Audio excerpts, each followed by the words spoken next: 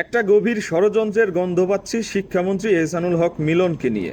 আজকের পরীক্ষা খুবই ভালো হয়েছে। কি মিলন, রাগ করলা, ফাটাই দিছি। তিনি মন্ত্রী হওয়ার পরে প্রথমে যেই সমস্ত বক্তব্যগুলো দিছিলেন, এইখান থেকেই একটা বিশেষ মহলের স্বার্থে আঘাত লাগে। তাদের ব্যবসা, তাদের ধান্দা, তাদের কোচিং বাণিজ্য, তাদের এই যে বিভিন্ন ভুয়া সনদ দিয়ে চাকরি করা, এই সমস্ত কিছুর তিনি আতঙ্ক হিসেবে দেখাতেন।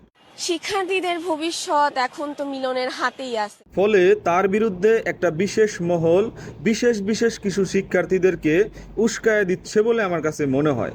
এছাড়া আমাদের যে সামাজিকতা, আমাদের যে পারিবারিক শিক্ষা, এই পারিবারিক শিক্ষায় একজন শিক্ষামন্ত্রীকে ন্যূনতম রেসপেক্ট না দিয়ে কোনো শিক্ষার্থী কথা বলতে পারে, এইটা আমার কাছে মনে হয় না। শিক্ষক হিসাবে আমার কাছে বিষয়টি অত্যন্ত দুঃখজনক লেগেছে।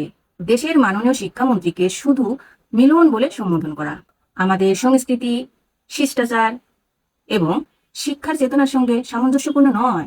যদি উদ্দেশ্যমূলকভাবে তাকে কোনোভাবে কনভিন্স না করা হয়, কোনোভাবে তাকে উস্কায় দেওয়া না হয়।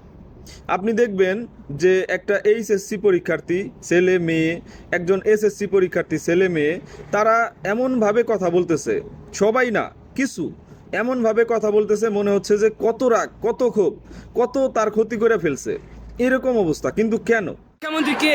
আমরা তো শিক্ষামন্ত্রীকে ভয় পাই না, আমরা শুধু আল্লাহ তাআলাকে ভয় পাই। আসলে তার বিরুদ্ধে অভিযোগটা কি?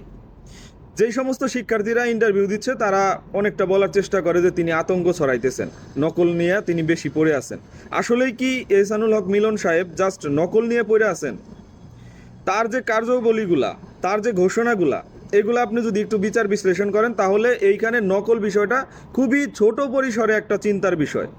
তার আরও অনেক বড় বড় কার্যক্রম আছে, আরও বড় বড় ঘোষণা আছে। সেইখানে আছে ডিজিটাল মনিটরিং সিস্টেম, এরপরে ইংলিশ মিডিয়ামগুলো একটা নিয়ন্ত্রণের ভেতরে নিয়ে আসা, অবকাঠামো উন্নয়ন, আরও বিভিন্ন বিষয়, যারা আপনার বিশেষ চাহিদা সম্পন্ন শিশু আছে তাদেরকে মূলধারায় যোগ করা, সেই সাথে আপনার বিভিন্ন ধরনের ভুয়া সনদ দিয়ে যারা চাকরি করতেছে তাদেরকে ফাইন্ড আউট করা এবং তাদেরকে চাকরি থেকে বরখাস্ত করা, বিভিন্ন বিষয়গুলো আছে। এর ভেতরে নকলটা জাস্ট ছোট একটা সরিষার দানার মতো, মানে এতগুলো কার্যক্রমের ভেতরে।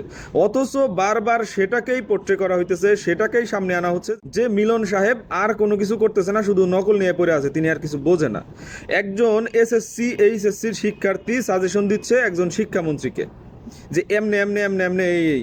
আসলে কি বলতেছে তারা? আমি তাদের মুখ থেকে স্পষ্ট কোনো বার্তা পাই নাই যে আপনি এইটা করেন, আমাদের এইটা সমস্যা না। জাস্ট বলতেছে কিছুই হয় নাই, কোনো সংস্কার হয় নাই, কিছুই হয় নাই।